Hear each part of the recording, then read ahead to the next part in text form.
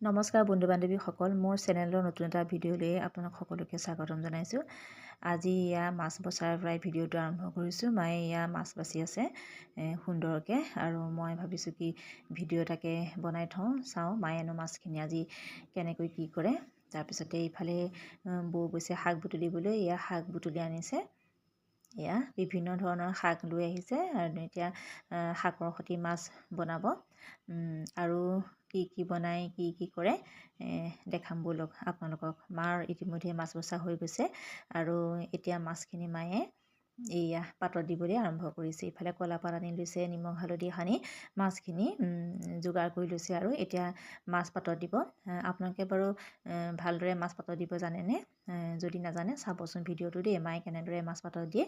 এতিয়া এয়া ধনিয়া সানি লৈছে। ধনিয়াটো দিলে ভাল লাগে, এটা সুন্দৰ চেণ্ট আহে যে, গতিকে ধনিয়া দি দিলে খাবলৈ ভাল লাগে। নিমখ হালধি সানি লগতে অকণমান ধনিয়া পাত দি এতিয়া কলাপাতখন মেৰিয়াব। আচল কথা, মাছ পাতত দিয়াৰ মূল কথাই হৈছে কলাপাতখন ভালদৰে মেৰিওৱাটো। যদি কলাপাতখন ভালদৰে মেৰিয়াব নাজানে তেতিয়া মাছ পাতত দিয়াটো অৰ্থ নাই, আৰু খাবলৈও ভাল নহ'ব। বহুতেতো এনেই দুজাপ তিনিজাপ কৰি পেলাই দি থৈ দিয়ে, আচলতে সেইটো নহয়। কলাপাতখন মেৰিয়াৰো এটা কাইদা আছে, যিটো আমি বহুতেই নাজানো, আৰু আগৰ দিনৰ মানুহে কিন্তু ভালদৰে জানে, মাহঁতে জানে। কিন্তু এয়া আমি সেইকাৰণে নজনাৰ কাৰণে আচলতে ভিডিঅ'টো কৰি থলোঁ, যাতে কেতিয়াবা নিজেও চাব পাৰোঁ। এয়া চাওকচোন কি কাইজাত কলাপাতখন মেৰিয়াইছে। এয়া দুখন এনেকৈ জাপ কৰি লৈ লৈছে, আৰু লাহে লাহে এনেদৰে মেৰিয়াই আহিছে। আচলতে এনেকৈ বান্ধিব জনাটো এটা কলা নহয়নে বাৰু? এয়া আমি বহুত বিভিন্ন ধৰণৰ খাদ্য বনাব জানো, কিন্তু এনেদৰে মাছ পাতত দিয়াৰ যিটো পদ্ধতি কলাপাতত, সেইটো কিন্তু আমি বহুতেই নাজানো। এতিয়া ধুনীয়াকৈ মায়ে কাঠি দিব। এয়া চাবচোন, আৰু যদি বান্ধোনটো ভাল নহয় তেতিয়াহ'লে মাছখিনিও খাবলৈ বেয়া হ'ব, নহ'লে গাঁঠিটো খোল খাই গ'লে শেষেই আৰু। আৰু জুইত ভৰাবলৈ হ'লে বৰ সাৱধানেৰে কলাপাতখন মেৰিয়াই বান্ধি দিয়াটো খুবেই জৰুৰী।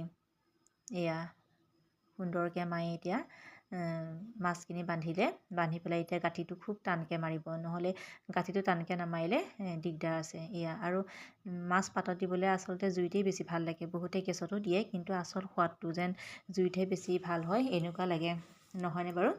গতিকে এয়া মায়ে একদম টানি আচলতে গাঁঠিটো দিলে। আৰু এই মাছ পাতত দিয়াৰ এইকণ দেখাবৰ কাৰণে আচলতে মই প্ৰথমৰ পৰাই মাৰ মাছ বচা পৰা বুলি আৰম্ভ কৰিছোঁ।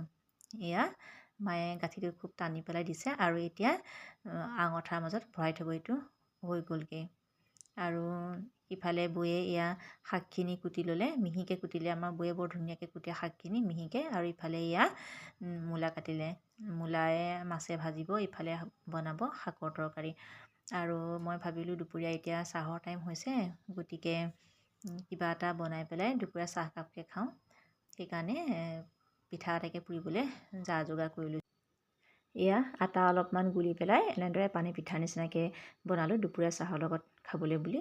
আৰু ইফালে এয়া আমাৰ মাছ পাতত দিয়াটো অলৰেডি হৈছে, আৰু ইফালে পানীটো ওলাই আছে যে, এই এনেকৈ মানে জুইৰ পৰা উলিয়াই আনি এনেদৰে পানীটো যোৱাই থাকিলে মাছটো ভাল হয়, তেতিয়া পেলপেলীয়া নহয় আৰু। গতিকে এয়া পাতত দিয়া মাছটো এতিয়া সম্পূৰ্ণ হৈছেগৈ আৰু। তাৰপিছতে এইফালে ভাত অকণ তেনেকৈ মাৰ কাৰণে বাঢ়ি ল'লোঁ দেই। পাতত দিয়া মাছটো থৈ দিছোঁ ৰাতিৰ কাৰণেহে।